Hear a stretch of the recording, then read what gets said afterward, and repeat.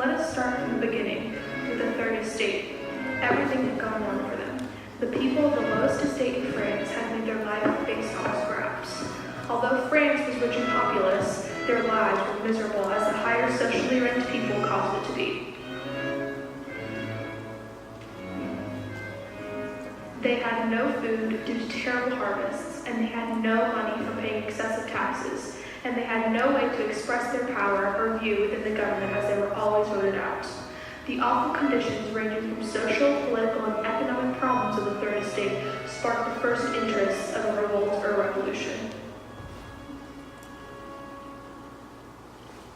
Due to all the poor treatment they received, they despised the monarchs. They most all believed that they were hiding something selfishly that would benefit their country with all the riches they possessed, regardless of the economic, social, and political state France was in. As the monarchs wanted to try and solve the solution of France's bankruptcy and decline, they held a meeting of the Estates General. The Third Estate decided to take this as an opportunity to speak their mind on the problems of their country. Bringing nearly 600 people to the meeting, the Third Estate was the most widely represented. However, the tables turned, and despite them being the most represented, their ideas were neglected due to their social stance. This caused a historical split, leading them to create their own National Assembly. The National Assembly was comprised of the split Third Estate from the rest of the country. They stood for many different ideas that contradicted the French monarchy and fought for them throughout the Revolution. The different ideas included more fair representation within the government, fighting for economic reform, and arguably the most important, personal rights based on liberty. With these similar thoughts present between the members of the National Assembly, they took the famous oath standing up for their beliefs set from the French monarchy. It is called the Tennis Court Oath. This oath allowed people within this National Assembly to remain united, and I quote, not to separate and to reassemble wherever circumstances required, until the Constitution of the Kingdom was established. The promise was basically stated that the people who were a part of this National Assembly or revolution would fight for what they stood for until there was change instated. And with their drive and determination, they made their lower class selves heard, and they stayed through the fight of the revolution.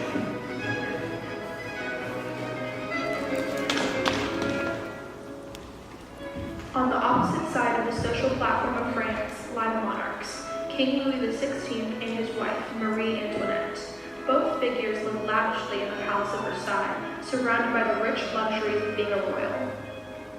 They were both completely oblivious to what was going on within the poorer social classes, such as the Third Estate, as they were just carrying on with their extravagant lifestyles.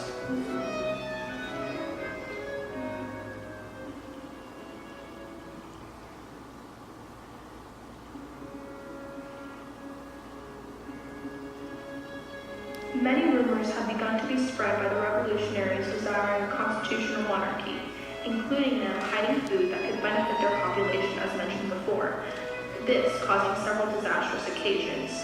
One included the Women's March, led by angry peasant women of the Third Estate to get them to move from the luxurious Versailles to Paris, highlighting the fact that the revolution was originally based on the lack of resources to support a population such as food and money. Despite all of these circumstances, the monarchs remained rich, as evident by their physique and dress. In the end, they were still hated by those desiring constitutional government. However, it was realized that the constitutional government must sprout from the monarchy, using it as a foundation for change, therefore leaving the king as a key player to transform the government.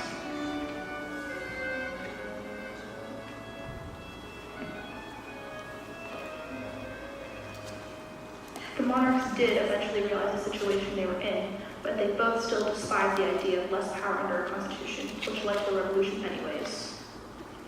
The revolution was well underway, with the revolutionaries and the Third Estate planning their next steps to constitutional and representational justice. The National Assembly began to grow in power as many people began to realize and agree with their views, sharing the same struggles presented to especially the Third Estate. This sudden increase in support led to obviously a growing amount of passion, directly leading to their new motives to now take over and rule the country of France. This, however, could not only be done peacefully. they had to take some more extreme measures in order to reach their goals as a separate power to make themselves heard among self-occupied monarchs.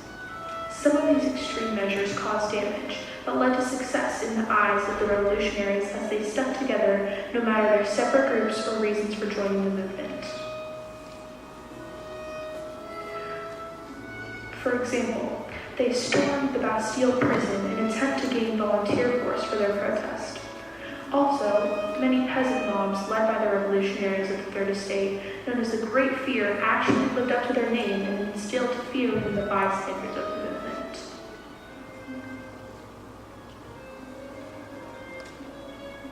While sticking true to their values and their reasons for fighting, such as lack of food from diminishing harvests and unfair distribution, lack of wealth from unequal taxes, and lack of representation within their government, they finally gained enough power to become the informal rulers of France.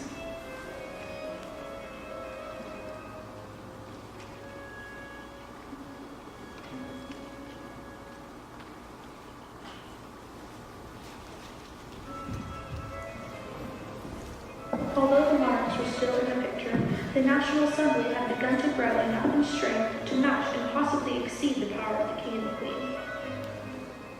They still, however, had no respect for the monarchs, as they were not helpful in aiding the Third Estate with their issues.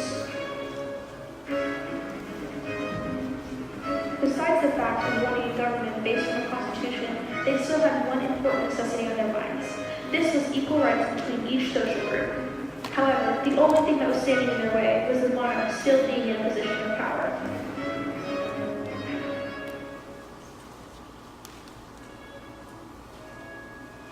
They at first wanted some form of a statement that stated fair treatment between the states, giving everyone a fair opportunity before any sort of political change was made.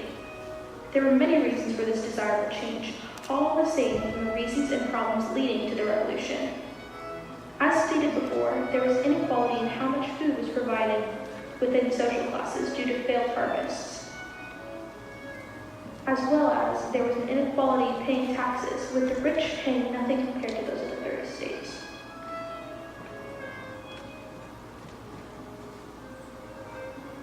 These flaws of the French state led to the creation of one of the most important breakthrough documents, the Declaration for the Rights of Man and Citizen. This document was a step that provided rights of liberty, private property, and inviolability of a person in resistance to oppression throughout social distinctions. Along with many other rights that it provided, this document was a stepping stone to the increased equality between social classes. Despite the fact that it appealed to most of the population, especially the Third Estate, it never did settle well with the monarchs. Monarchs obviously disliked the authority that the National Assembly was growing to have over them, but due to their increasing power, they could easily overrule the decisions of the king with the many people on their side. The representatives of the National Assembly began to rule France as if it was their own, slowly dissolving out the rule of the monarchy. Eventually, the National Assembly saw the monarchy as no longer necessary and just as an obstacle to their beliefs, so they were forced to leave the Palace of Versailles through the effects of the Women's March, which was put on by angry peasant women on the National Assembly. The king and the queen, being exiled, allowed them to prosper and finally get a grasp on their goals. The National Assembly now had full control, providing the public an opportunity and an effect on their country by allowing them to implement their thoughts within the government. In the end of the reign of the National Assembly, they inspired many ideas of reform and provided the drive and proof that one could be successful if they fight for what they believe in. Although the National Assembly only reigned for a short period of time thereafter, it taught the citizens of France that they were stronger than they believed. They constructed the path for revolution, and even though they came from nothing, they gave themselves a voice. This is the National Assembly, fighting to be heard when nobody believed they could.